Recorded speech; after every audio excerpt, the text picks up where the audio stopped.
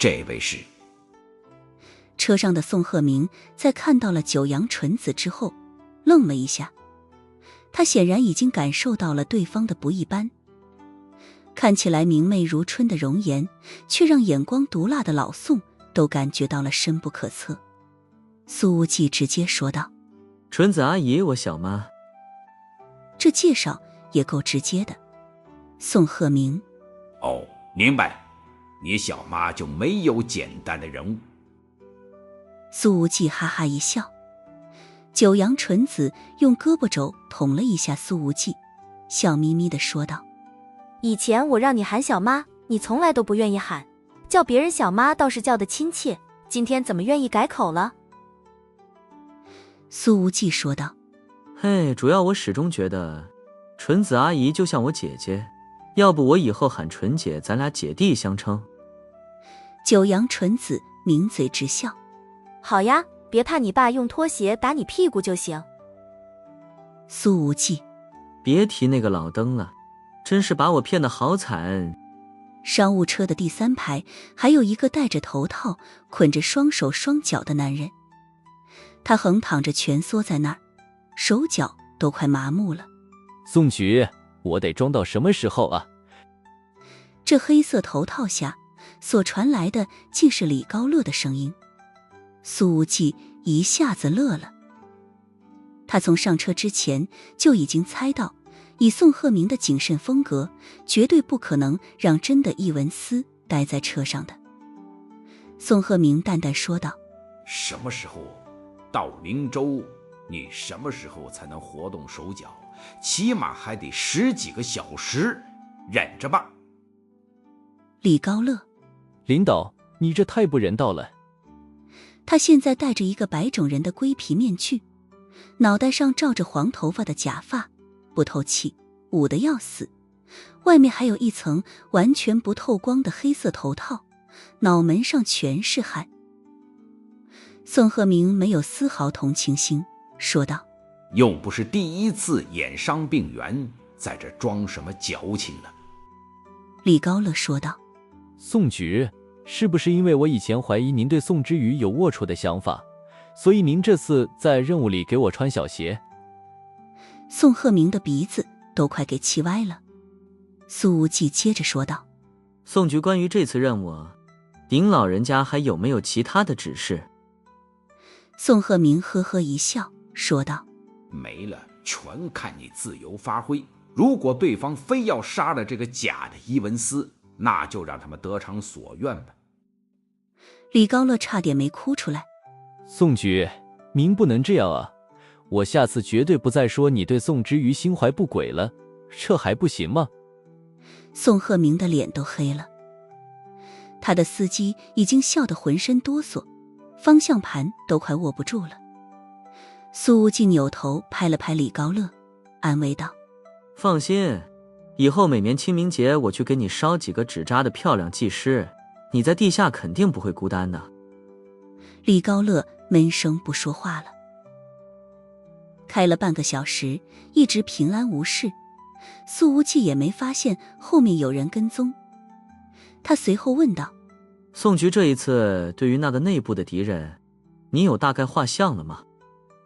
对方能嚣张到监听宋鹤鸣的电话，甚至敢直接在华夏国内动手灭口，地位和能量显然非同一般。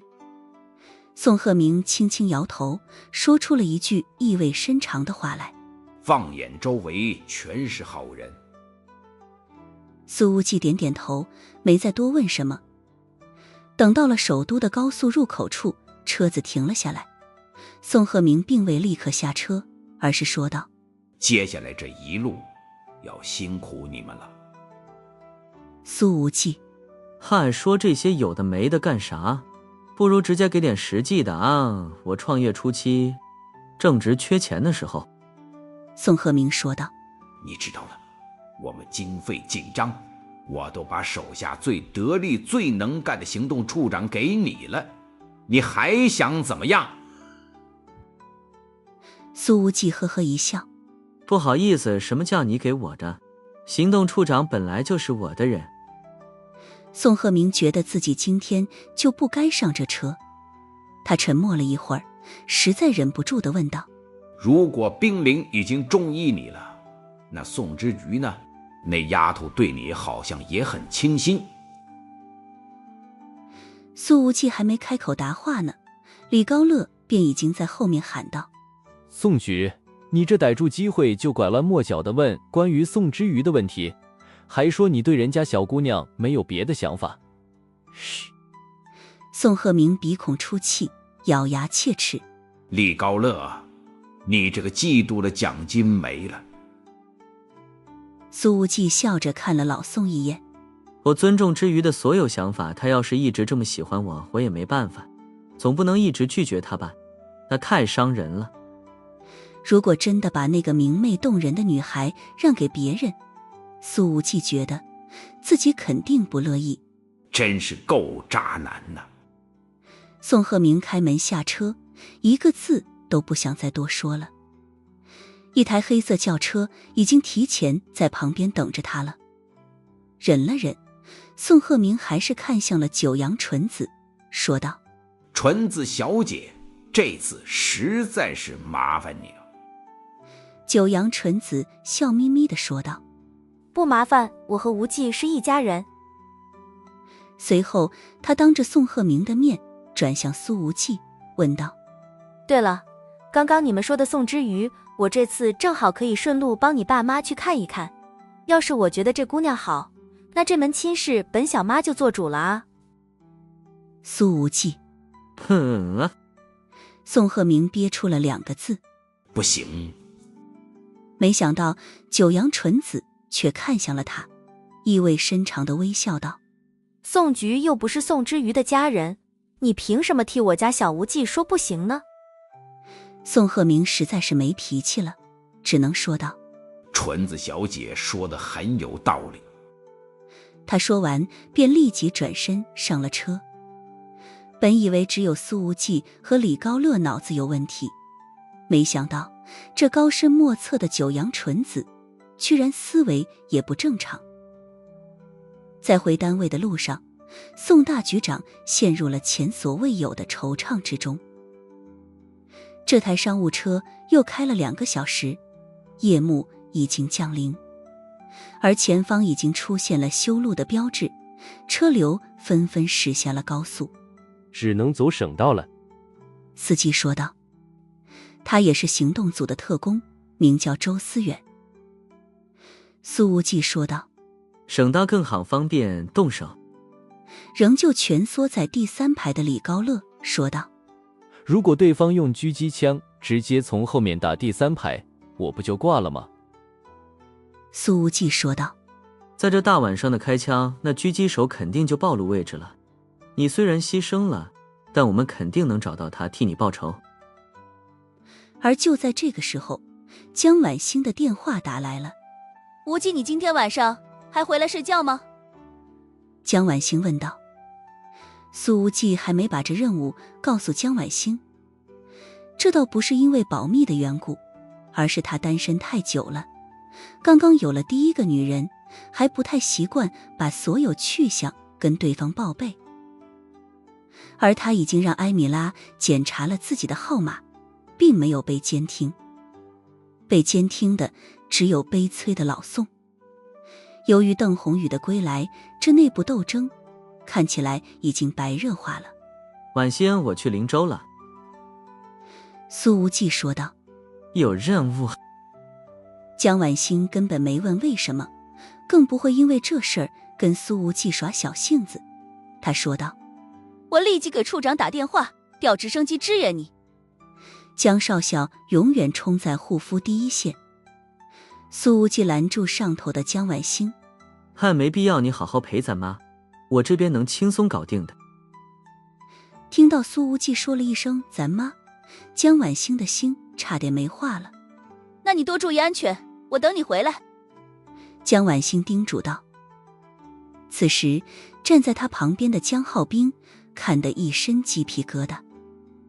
平日里老姐对自己简直暴力之极，什么时候见过她这么温柔的样子？姐，你什么时候对我能有对我姐夫的一半好啊？江浩斌心里不平衡地说道。江婉欣说道：可你连你姐夫的1/10都不如。说完，他立刻打了个电话：头儿，让首都特勤组集合，我要去灵州。特勤组正在。头儿，你别废话，给我调人。江婉欣说道。你是领导，我是领导。绝密作训处的处长说道。我还想待会儿去你家看看蓝双嫂子呢。江婉欣根本不留余地，说道：头儿，要是我男人今天晚上受了伤，我就不在作训处干了，明天就打退役申请。你男人好，绝密作训处的所有特勤组，任凭你调遣。处长笑了，感慨了一句：咱们的婉欣成大姑娘了，要嫁人了。与此同时，白木哥也已经回到了家里。他洗完了澡，穿着睡衣，又是懒洋洋地窝在沙发里看电视，暴露出来的小臂和脖颈都在闪着细腻的白光，就像一只品种名贵却慵懒无比的猫咪。白旭阳在旁边嗑着瓜子，说道：姐，我听说无忌回来了。哦。白木哥没什么反应，他那看着电视的眼睛里甚至没有一丝波澜闪过。你不去看看无忌？白旭阳说道。我今天给他发信息想约饭，他都没回我，估计是从国外回来太累了。白木哥终于开口，淡淡问道：他回灵州了？没在首都呢。说到这儿，白旭阳终于扎心了，叹了口气，说道：听说住在婉欣家里。电视遥控器上的橡胶按键直接被白木哥抠掉了一个。他没说什么，把这遥控器随手丢进了垃圾桶，起身走回卧室。姐，你要是再不动手抢人，无忌真的要跟婉欣结婚了，你弟弟我就要孤独终老了。白旭阳喊道。一边是兄弟，一边是女神，好难啊。白木哥没心情搭理老弟。他回到了房间，抽屉里的一个备用手机恰巧响了起来。打开了抽屉的锁，白木哥看了看手机上收到的信息，澄澈的眸子里顿时闪现出了丝丝凛冽的光。那条信息的内容是：如果你让伊文斯永远闭嘴，从此我便不再限制你，我在东亚的一切都将彻底赠予你。晚上10点钟，车子还在国道上行驶着，道路左右皆是大片的农田，天空明显有些阴沉，偶尔有闪电劈过，似乎要开始下雨了。李高乐蜷缩在后排，手脚都快失去知觉了。我实在忍不了了，老宋真不地道，回去之后我就得炒了他的鱿鱼。苏无忌说道。我给你解开吧，没必要装得那么像。其实他倒是觉得自己完全可以跟伊文斯换一换的，由他来扮演这个角色，更有出其不意的杀伤力。手铐和脚镣解开，李高乐终于能坐直身体了。他活动着发麻的手脚，不爽地说道：我敢肯定，姓宋的就是在给我穿小鞋。无忌，你就把之余娶回家，气死这老登。苏无忌哈哈一笑：高乐，你就不怕那老登在这车里装个通讯器？李高乐：那不至于吧？苏无忌说道。老宋搞情报出身的，他那么阴险，什么干不出来啊？李高乐立刻紧紧闭上了嘴巴。如果一直在国道上开的话，还有7个小时才能到林州。担任司机的周思远打开了远光灯，说道：前方的路灯都不亮了，看来平时维护的太差。此时夜空里已经开始飘起了小雨滴，淅淅沥沥的，颇有凉意。也有可能是人为破坏的路灯。苏无忌说道。过了这一段路就到城市了，想要动手这里最合适。周思源已经换成了左手开车，右手搭在副驾上，手里握着一把手枪，全神戒备。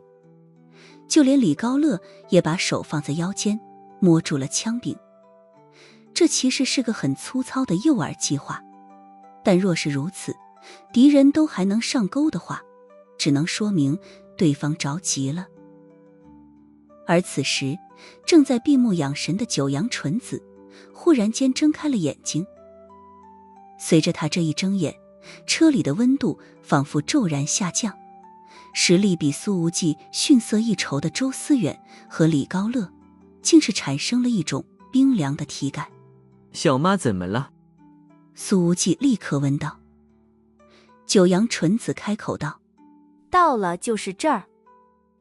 随着他的话音落下，周思远直接刹车。他虽然还没看到什么异常情况，可这毕竟是来自顶级强者的提醒。刚刚那种如坠冰窖的真实体感，实在是让人不得不重视。而在车子完全刹停后，周思远赫然看到，在10米之外，道路被挖断了，凹陷处得有半米深。虽然被挖断处只有1米来宽，但车子若是高速开过去，妥妥爆胎，说不定还会引起侧翻。18道黑衣身影从道路两旁走了出来，他们全部蒙着面，背后斜斜插着长刀，哪怕隔着车窗玻璃都能感觉到他们身上的肃杀之意。苏无忌见状笑道，有点意思啊，从首都到灵州的国道上居然出现了东洋忍者。只不过他的笑容明显有些冷意，毕竟这里是华夏，幕后之人竟然让一群忍者出手灭口。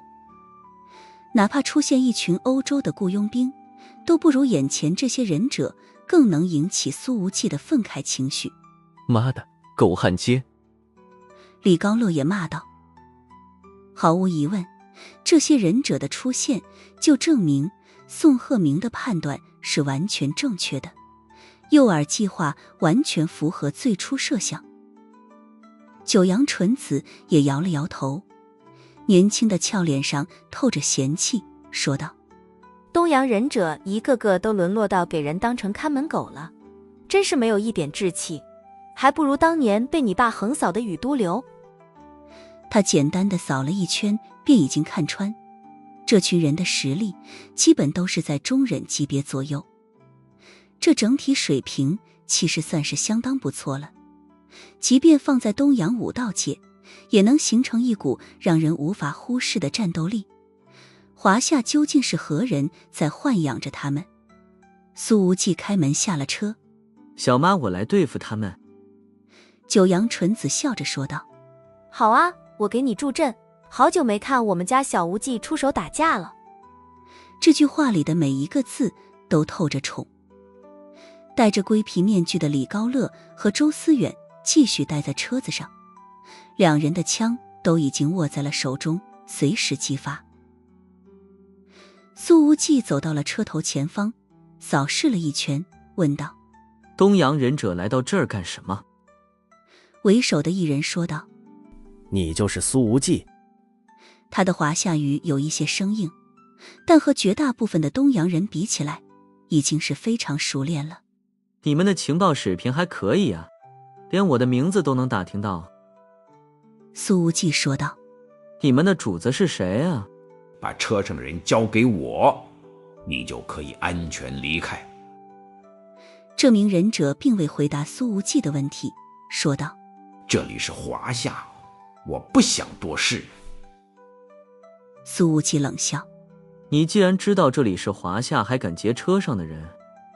既然你不愿意把人交出来，那么你不妨问一问自己，就凭你还有身边一个小姑娘，能否敌得过我们这么多把刀？这名中人说道。随着他话音落下，18名中忍齐齐拔刀，那雪亮的寒芒顿时照亮了这一片的夜色。不过九阳纯子却是眉开眼笑。你们这群家伙眼力劲儿可以啊，嘴巴也挺甜的。就凭你们刚刚那句话，姐姐我决定给你们留个全尸。哪怕早就已经站在东洋武道界的巅峰了，他的心性却还是犹如外表一般，一点不老。为首的那名中人冷笑着说道：已经死到临头，还大言不惭。九阳纯子扫视了一下现场，摇了摇头。要不让你们所有人一次性出来吧，躲藏在后面偷偷摸摸的观战，挺没劲的。显然他已经感知到了对方潜伏的高手。此时雨势渐大，视线条件已是越来越差。为首的那名中人一挥手，冷冷喝道：给我动手！可是下一秒，那一道年轻的身影便跨越了被挖断的路面，仿若瞬移一般出现在了他的面前。对方的速度实在是太快了，甚至都没有给这名中人任何主动进攻的机会。苏无忌这一动，气势磅礴，雨幕仿佛都为之一颤。为首的中人正想挥刀格挡，可是苏无忌的重拳却已经抢先一步，毫无花哨地落在了他的胸口。砰！结结实实的一声闷响，强烈的气爆声在苏无忌的拳头与中人的胸膛间炸开，后者上半身的黑色忍者服瞬间炸得粉碎。站在后方的那17名中人赫然看到，当苏无忌的重拳命中的时候，这为首忍者的后背上瞬间腾起了一大片血雾。这一拳的拳力生猛至极，穿肺过心。这众人低头一看，自己的胸口已经凹陷了下去。心肺重伤之下，他完全失去了对身体的控制能力。下一秒，他便发现自己右手的长刀已经不翼而飞了。送你上路。苏无忌说着，直接横向一劈，这为首中人的胸口直接被劈开了，本身就受到重创的心肺，在凌厉的刀锋之下，当即变成了两半，鲜血泼洒，秒杀。这18人中的最强中人对上苏无忌，居然2招之后就没了性命，连半点抵抗的动作都没做出来。其余17个忍者都是当场愣住了。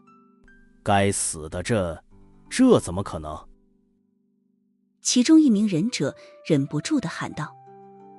然而宛若瞬移一般的年轻身影已经骤然来到了他的身前，比那身影更快的则是寒冷的刀光。唰，一刀过去，这个中人直接被劈翻在地。在倒下的瞬间，他赫然看到鲜血已经从自己的胸口飙溅而出，溅得老高，而那犹如鬼魅一般的身形已经从他的身体上迈了过去，杀向下一个忍者了。这是这名中人这一生中所看到的最后的画面。其余的忍者已经蜂拥而上，他们不想再给苏无忌单打独斗的机会了。可是这个华夏青年实在是太快了，快到让他们在交手之后根本来不及做出第2下防御动作，便已经重伤倒地，根本没有一个人能够限制住对方。这些训练有素的中人在看似已经火力全开的苏无忌面前，简直像是割麦子一样接连倒下。刷刷刷，骤烈的刀芒连闪，血光不断飙溅。不到1分钟的功夫，18名中人就只剩下了3个了。苏无忌持刀而立，一缕鲜血从刀锋流下，和地面上的雨水混合在了一起。剩下的3名中人则是瑟瑟发抖。如果不是己方还有高手没出手，他们很想直接就地逃跑。我的天，太帅了吧！李高乐坐在车里看着此景，忍不住地说道：怪不得岳处长一见到苏副组长都能铁树开花，我是个男的都要被迷死了。周思远听了，忍不住地说道：要是岳处长在这里，听到你说他铁树开花，说不定给抢在宋局前头，先把你的下季度奖金给扣掉。九阳纯子看着苏无忌那颇为帅气的杀戮动作，微笑着说道：还行，凑合，在没放大招的情况下稍微有点慢了，但比你爸当年强多了。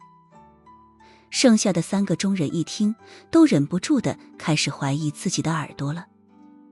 不到1分钟，砍死了15人，平均4秒钟干掉1个中人，就这还嫌慢？这速度已经离谱到逆天了，好不好？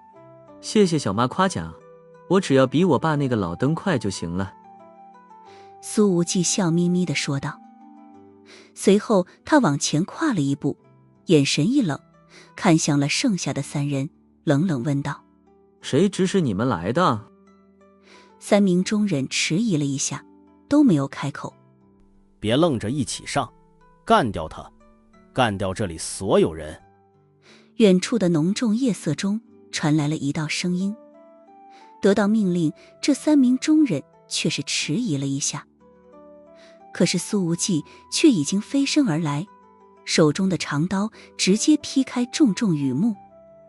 这一刀所展现出来的威势，远胜之前干掉15名众人的刀光。的确，如九阳纯子所说，苏无忌确实是在藏拙，之前并未尽出全力。唰，一刀过后，3名中人竟皆倒地。一道身穿紫色战斗服的身影如同遗世而独立，就静静地站在远处的瓢泼大雨里，举着夜视望远镜，静静地看着这个青年挥刀，眸子里透着难言的光。可是在苏无忌一刀劈翻3名中人之后，却有一道极为爆裂的刀芒陡然于夜色中出现，穿透了雨幕，瞬间便出现在了苏无忌的面前。看着刀光的威势，绝对不是众人所能发出来的。苏无忌冷冷道：阵容不小，还藏着一名上人。话音尚未落下，他的长刀便已经迎上了那穿破了雨幕的一刀，而另外一道猛烈刀光则是突然从侧面出现，重重劈向了商务车的尾部。那是假冒伊文斯的李高乐所坐的位置。显然，这时候直面上人进攻的苏无忌已经无法回身支援了。袭击车尾的那名上人已经看到了伊文斯的模样，嘴角泛起了残忍的笑意。任务眼看着就要完成了。而这时候，始终站在后方观看的九阳纯子忽然渐动了起来。他并没有迈步上前，而是抬起纤手轻轻打了个响指。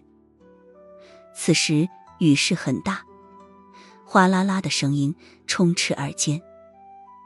然而在这如密集鼓点般的雨声中，那一道轻轻的响指声却极为清晰地传进了那名巅峰上人的耳朵里。这轻微却清晰的声音让他的心中陡然涌出了一股极为浓重的危险感觉。这上人在恍惚间甚至有了一种错觉，四周的爆裂雨珠好像都为之而陡然一顿。随着这响指的声音，他的身体瞬间重于千斤，仿佛被人施加了游戏里的重力技能一般，甚至连带着他的刀势都变慢了许多。当然，这种变慢只是相对而言。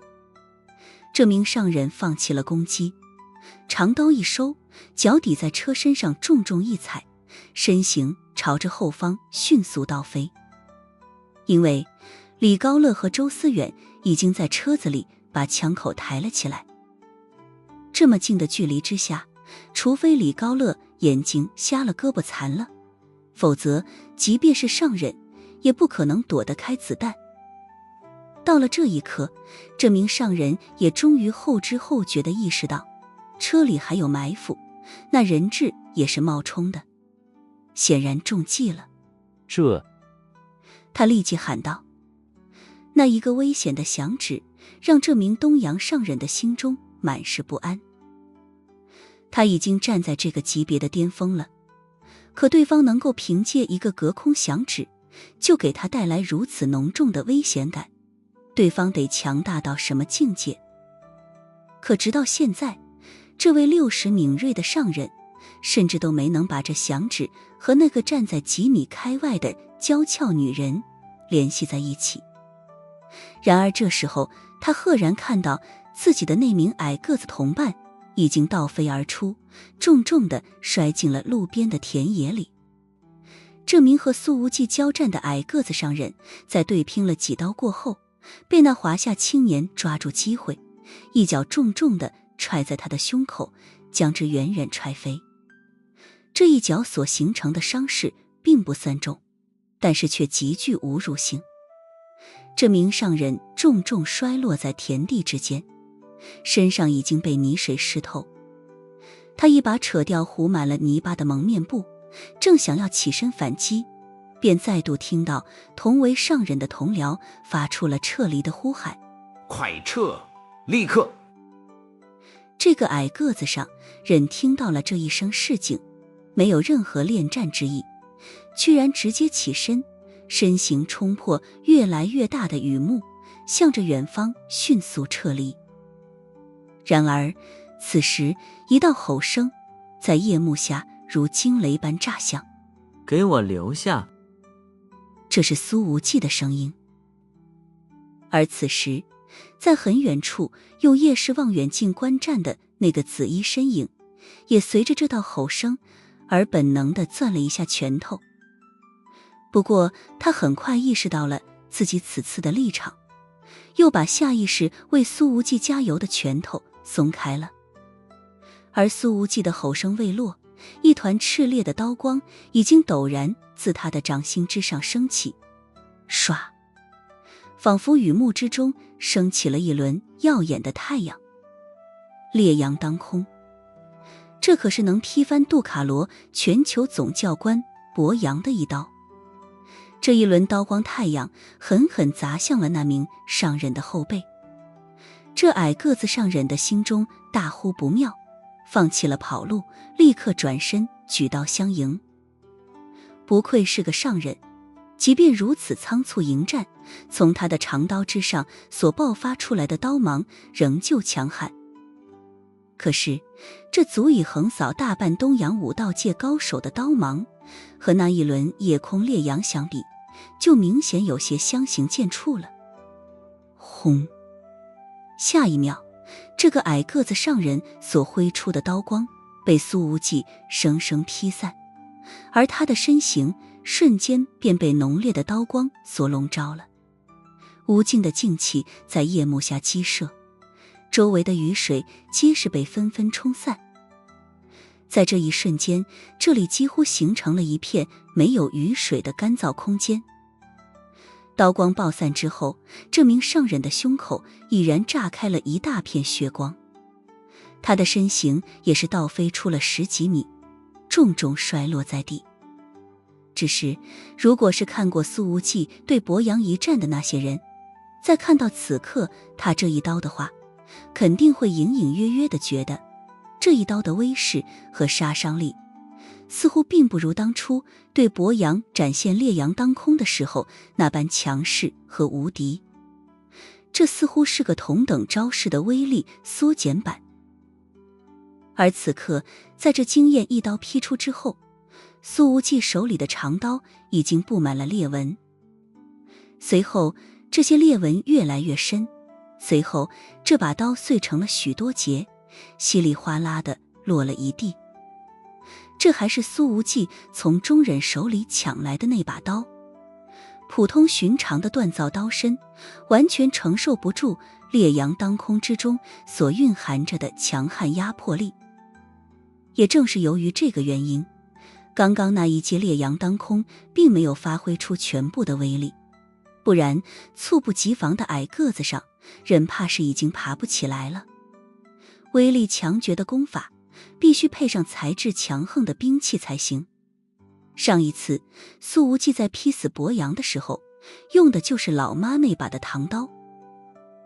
而此时，这名胸口血肉模糊的上人从地上艰难地爬了起来，他的脚底在地面上重重一顿，身上瞬间腾起了一大片烟雾，也不知道这烟雾是什么成分的，居然在雨幕之中还能凝而不散，瓢泼大雨都没有立刻将之浇散。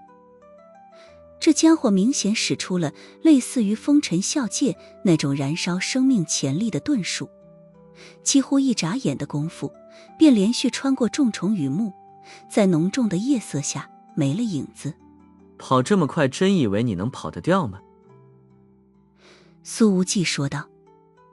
他能感觉到，虽然这个家伙也能算得上上人的巅峰，但技能点大部分都点在了身法上。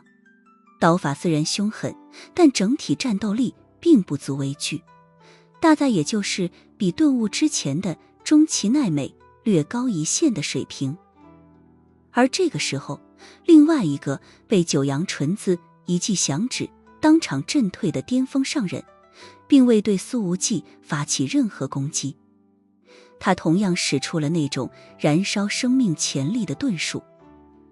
这个上人并未受伤，几乎还处于满格战力的状态，所以身上所腾起的烟雾明显比同伴更为浓重，显然这遁逃速度也会更快。可是他却没能逃得掉，因为站在瓢泼大雨里的纯子又轻描淡写地打了个响指。当响指响起的时候，这名巅峰上人似乎感觉到一股无形的契机凭空而生，瞬间便把自己牢牢地锁定住了。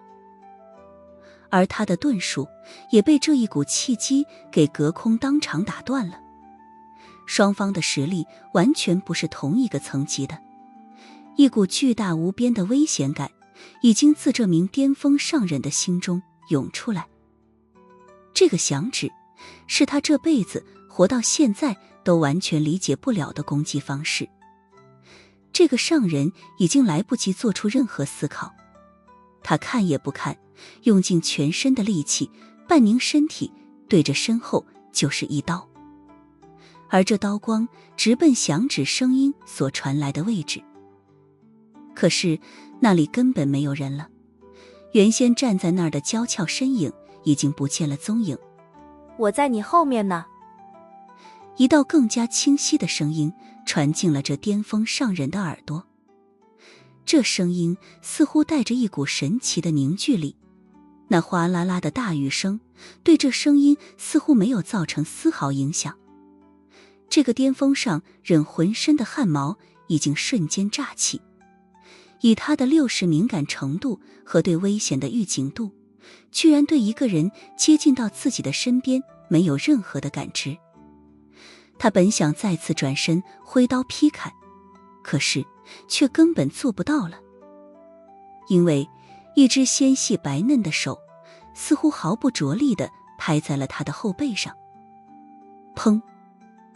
这一掌拍下去，这名巅峰上人的身体狠狠一颤，无数的水珠已经从他那湿透了的衣服上溅起来，一股强烈的腥甜味道随之涌上了他的口腔，而这腥甜之中似乎还混合着内脏的碎片。身后女人这轻描淡写的一掌已经截断了他所有的生机了。这名上人这辈子就没经历过这种事儿，在他看来，自己哪怕遇到了传说中的神人，也未尝没有一战之力，绝对不会输得这么惨，甚至连还手都做不到。在意识消散之前，他难以置信地扭头看了一眼，一张年轻的俏脸映入了他的视线里。这就是之前站在车子旁边的那个姑娘，可是这上人却从未将她放在眼里。你到底是谁？他张口说了2句，鲜血便从嘴巴里持续地涌出来。这巅峰上人仰面跌倒，身体在不断地抽搐着，无数的雨水拍打在他的脸上。他大口地呼吸着，可是却吸不到任何的新鲜空气，整个肺脏连带着气管都已经被纯子那一掌彻底拍碎了。而这时候，那个使用了遁术的矮个子忍者已经出现在了将近3公里之外了。这个距离也是军用望远镜的极限距离了。他看着前方那个静立雨中的紫衣身影，说道：你是来接应我的吗？快走，带我离开这儿。苏无忌那一记烈阳当空，虽然没有发挥出全部的威力，可是却还是让这忍者的胸口变得血肉模糊，甚至连带着胸腔都受了不轻的内伤。一口气用遁术跑到这儿，他已经近乎于到了强弩之末了。紫衣身影正是白木哥。他放下了望远镜，摘下了战斗服上的帽子，任由瓢泼大雨从自己的龟皮面具上冲刷而下。白木哥淡淡说道：是你们的那位主君告诉你们，今天的任务有我这个接应者的。矮个子忍者吼道：现在就带我走，立刻，少废话，不然杀了你。你走不成了。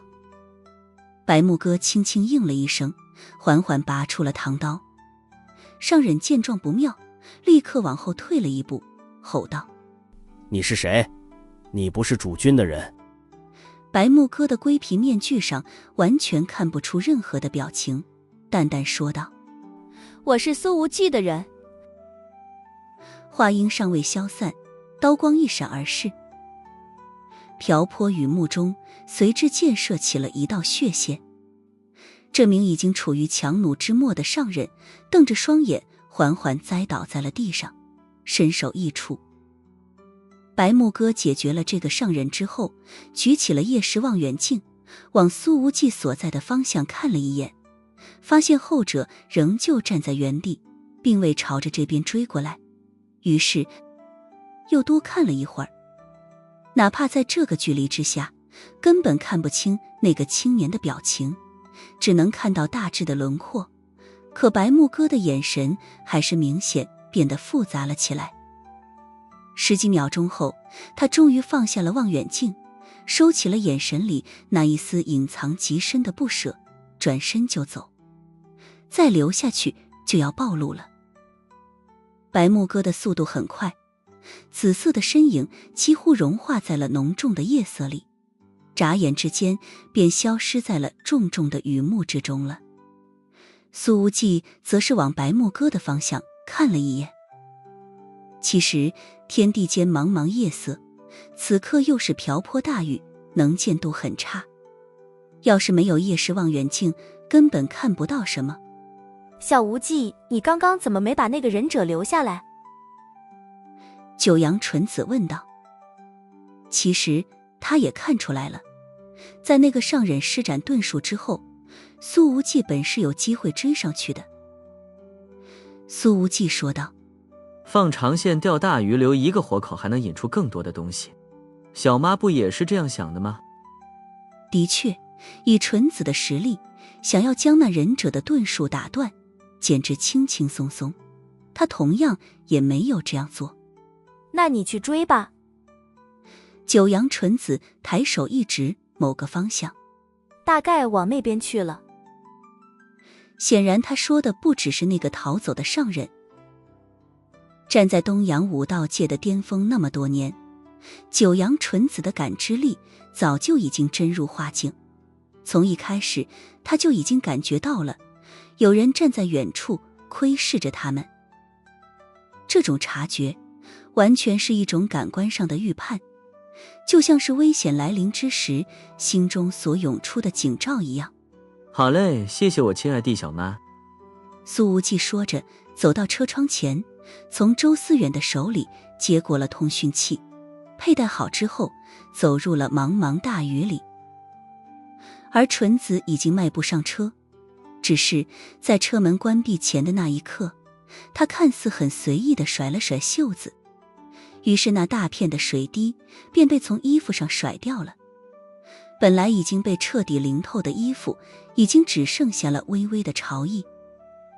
这个操作简直看得李高乐和周思源眼睛都直了。纯子小姐，您能不能教教我？李高乐忍不住地问道。显然今天晚上如此近距离地看到世间超级强者出手，让2名调查局特工皆是心生震撼。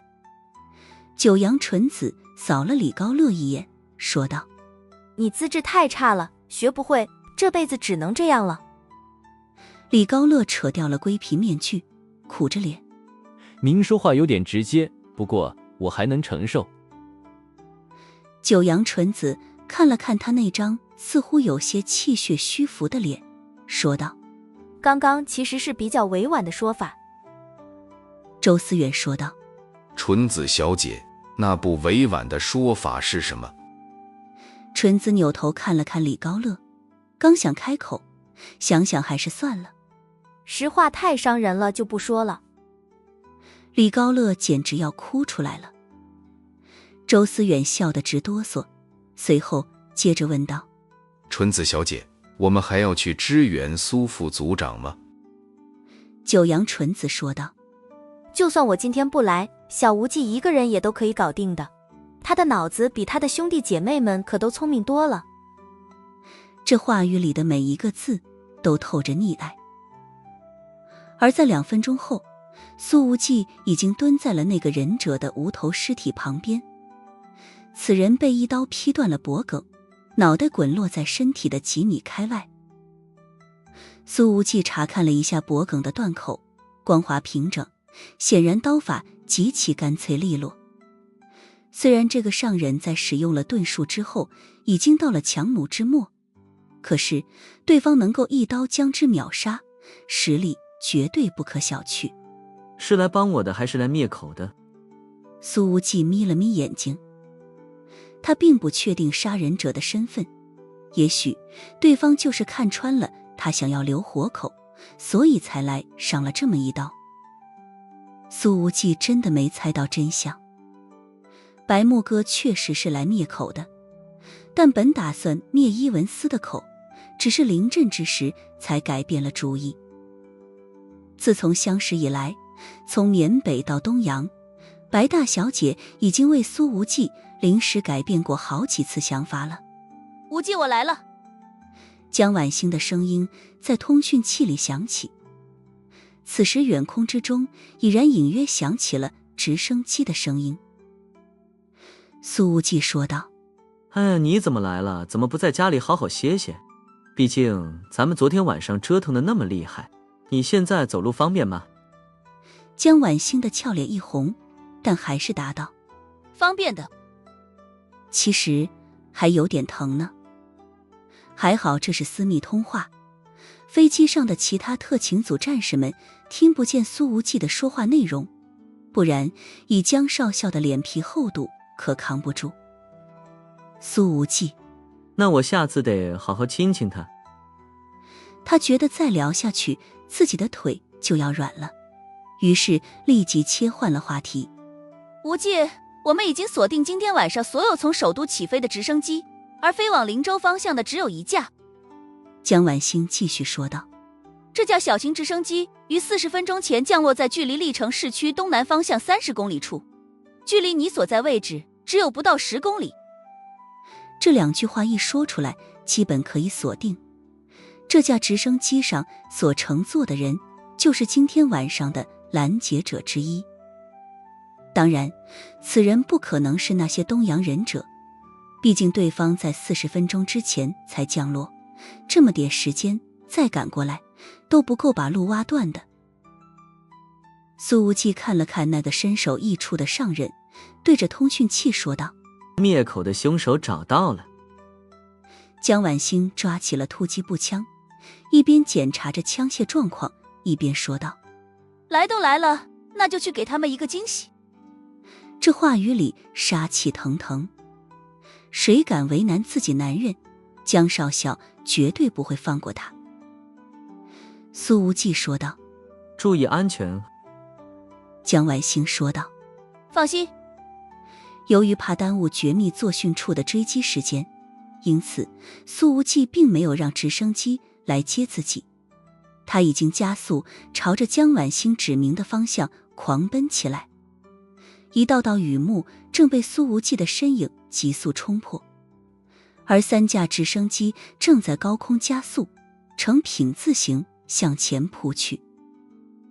他们从苏无忌所在的位置追出去了8公里之后，终于看到了一台宝马 X5 正在国道的大雨之中高速行驶着，而之前那一架从首都起飞的民用小型直升机正停在距离这里只有2公里的位置。江晚星2根手指并拢，指了一下那直升机的降落位置，说道：兵分2路，1组去扣下那架直升机，2组跟我拦截下方车辆，抓活的。而他所在的这架飞机已经立即降低了高度，飞在了宝马车的斜前方。下面车辆立刻停车接受检查，立刻停车接受检查。广播已经在这片夜色中响起，强烈的探照灯光从直升机上发出，直接从宝马车的前挡玻璃照了进去，这可比远光灯不知道刺眼多少倍。在这茫茫灯光的影响下，司机基本上看不到前方的道路了。可是下方的那一台宝马 X5 直接猛然一打方向盘，朝着岔路冲了过去。这岔路2旁是这一片乡镇的拆迁安置小区。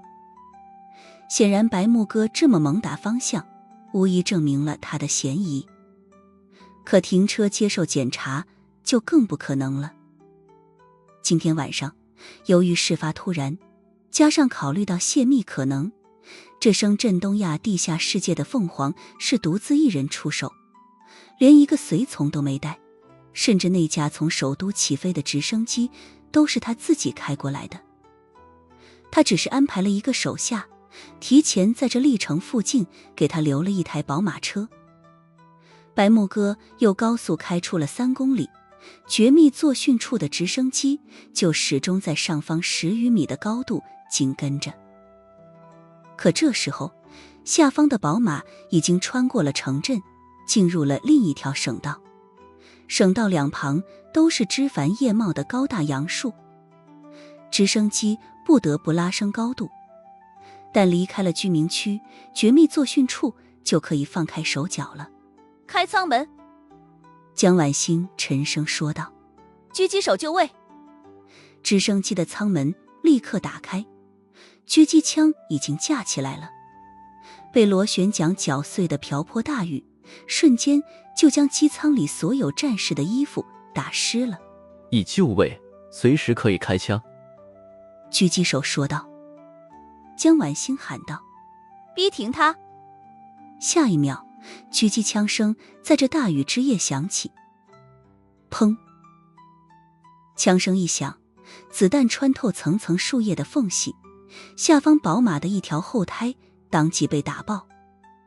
由于白木哥正在高速行驶，车胎一爆，车身立刻猛烈晃了几下。他死死抓住方向盘，终于将车身稳住，继续把油门踩到了底。这种高速奔行间，爆了的车胎很快便烂掉了，金属轮毂在地面上磨出了剧烈的火星。砰！第2道枪声响起，这一发子弹直接打穿了引擎盖，浓烈的黑烟开始从进气格栅和引擎盖的缝隙中冒出来。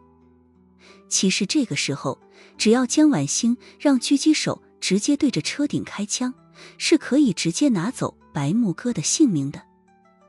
由于引擎被子弹破坏，宝马 X5 的速度已经骤减。前方是利河，嫌疑人可能要跳河逃跑。狙击手汇报道。他的话音刚刚落下，下方的那台宝马便是一打方向，直接冲进了河里。这利河的河面最宽处有近100米，最深处起码10几米。最近连续下了几场暴雨，水位又有上升。宝马一冲进河水中，便迅速向着水底沉去。江晚星并没有下令扫射，而是从舱门一跃而出，喊道：下去抓人！声音落下，他便已经扑入了水中，一马当先。其余绝密作训处的战士纷纷跳入了漯河。深秋的河水冰凉，江晚星一跳进来，便控制不住地打了哆嗦。还好他的身体素质极好，并未发生肌肉抽筋，而是立刻调整了姿态，朝着宝马车的坠河位置游去。江晚星打开了战术头盔上的聚光探照灯，照亮了漆黑的河底。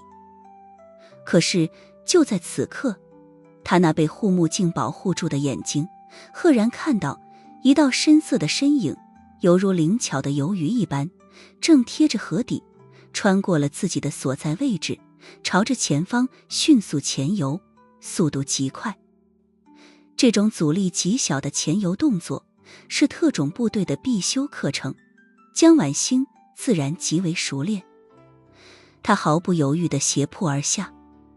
显然那个前游者正是白木哥，他的身手显然是要强于江晚星的，可后者的特战基本功实在是太扎实了，水性和爆发力本身就极好，这一次猛扑居然直接抓住了白木哥的小腿。后者一个速度极快的拧身，长腿如钢鞭狠狠抽在了江晚星的肋间。哪怕水中有着阻力，可这一脚也是极重，打得江晚星差点张嘴呛水，不得不松开了手。一脚命中，白木哥没有乘胜追击，反而拧身欲走。由于光线问题，他并没有认出抓住自己的是江晚星。其实这也是白木哥不想伤到华夏特种部队的战士，不然他怕是刚刚第一次交手的时候就直接对江晚星拔刀了。江少校把握战机的能力也是极强的，他忍着肋间的疼痛，趁着对方打中自己之后收脚回蹬的机会，一个爆发前扑，一拳轰出，正中白木哥的胸口。这一拳砸下去，江晚星直接在心中喊了出来：女的！白木哥被江晚星这一拳砸中之后，陡然一个拧身，重重地踹在了对方的胸口。这一下他也意识到对方是个女人，这一脚甚至能够清楚地感知到两人的身材半斤八两。江少校被踹开了几米，胸口发闷，死死咬住牙关，不依不饶坚韧的腰身猛然一拧，再度游了过来。虽然平日里江晚星能在水下憋气很久，可这剧烈的几下战斗动作还是让他肺部的氧气逼近极限，本能的想要大口呼吸。这次白木哥在命中之后并未想着立刻游走，反而是等着江少校游过来，随后直接翻身飞踢。哪怕在水中有着不小的阻力，可是这一下白大小姐所爆发出来的力量却仍旧极为凶猛。江晚星本能把胳膊抬至侧脸挡下了这一脚，可是从对方的脚上所传来的力量实在是太大了，江晚星的胳膊重重地撞到了自己的头盔之上，他的头盔被撞掉了，护目镜也是旋转着落向河底，那飒爽的容颜全部暴露在外。借着对方头盔上的灯光，白木哥看了一眼江晚星的脸，动作稍稍一滞，随后他的眸光一闪，一脚重重蹬在了对方的肩膀上，借力游出了好几米。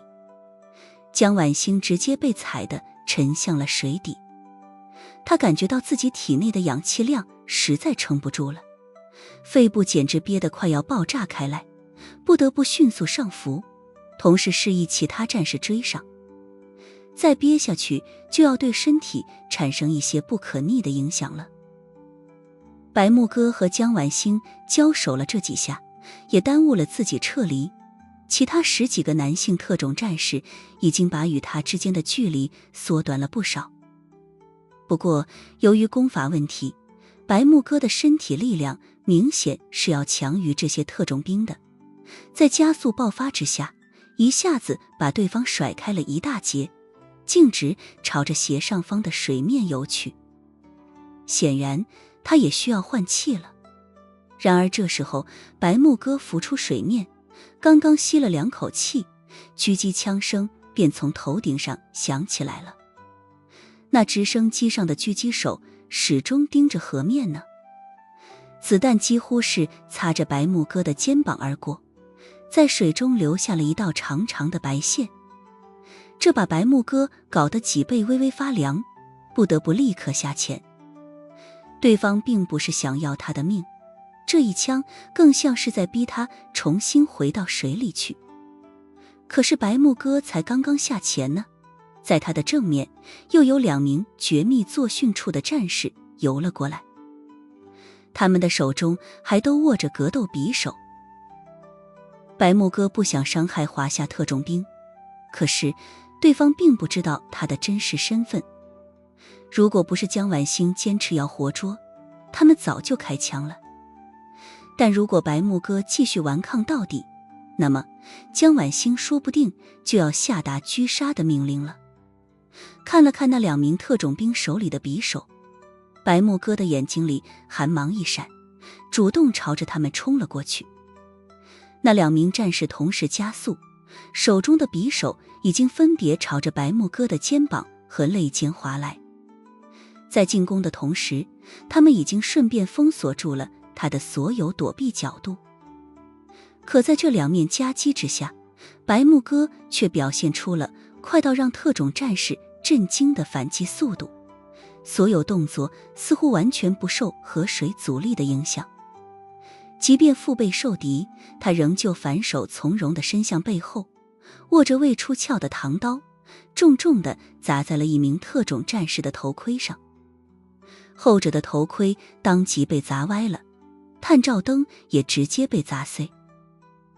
还好，这种战术头盔极其牢固，白木哥这一下虽然下手挺重，但不会让那战士的大脑受到实质性的损伤，顶多短时间内昏头转向。而这时候，另外1名战士的匕首眼看着就已经要划破他的肩膀了。白木哥的动作不停，一个极其漂亮的抬肘顶开了对方的手腕，随后拧身飞踢，一记鞭腿精准地砸在对方的头盔上。这名特种兵也被踢得斜斜沉向河底。其实白木哥这每一个动作都是留手了，不然绝密作训处今天要吃大亏。前方已经没有任何阻拦，白木哥又加速前游了好一段，期间变换了好几次方向，等到肺部的氧气彻底撑不住了，才选择浮上水面。此时由于他确实已经游出去了很远，这惊人的肺活量使得直升机上的狙击手甚至没能第一时间发现他的踪迹。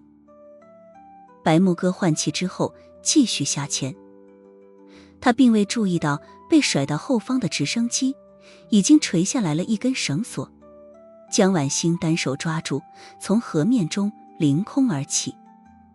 白木哥就算是游得再快，也不可能比直升机快。又过了10几分钟，在经过了3次换气之后，白木哥终于准备上岸了。可是他的脚才刚刚跨到岸上，引擎的轰鸣声迅速由远及近，一道身影已经凌空扑下，正是江晚星。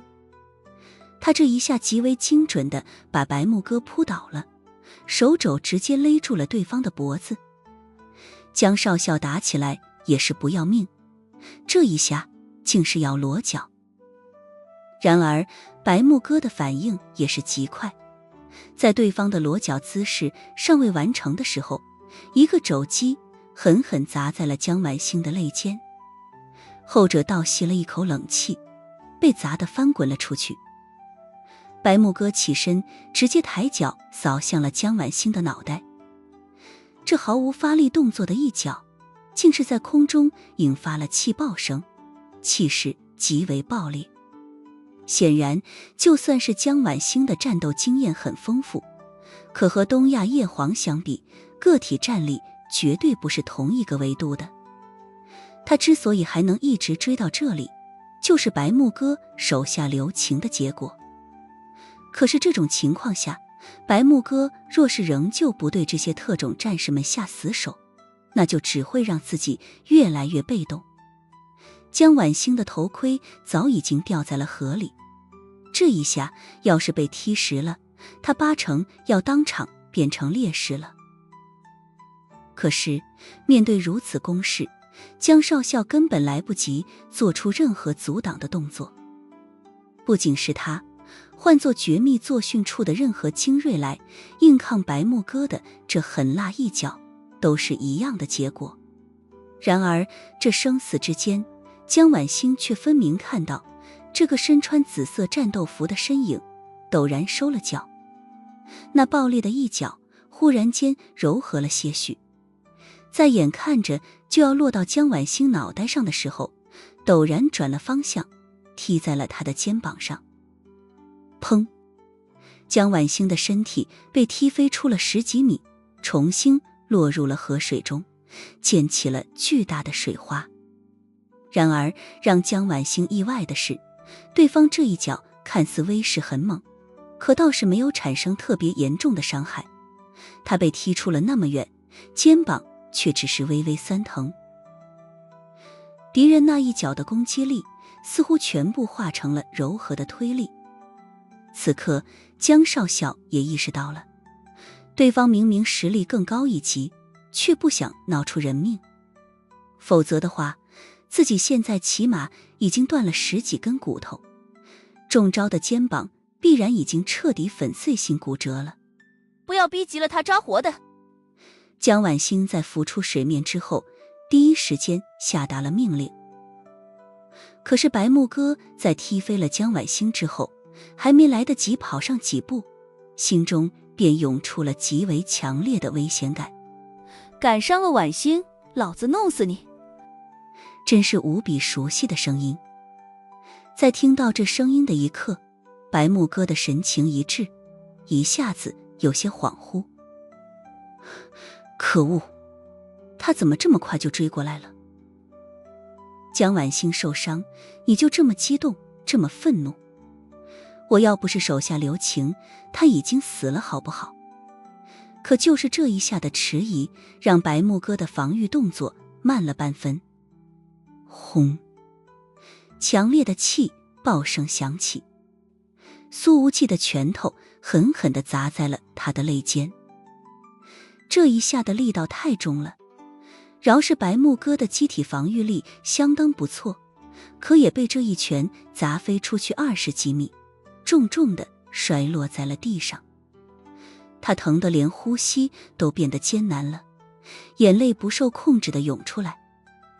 至于这些泪有多少是因为疼的，有多少是因为委屈的，怕是只有他自己才清楚了。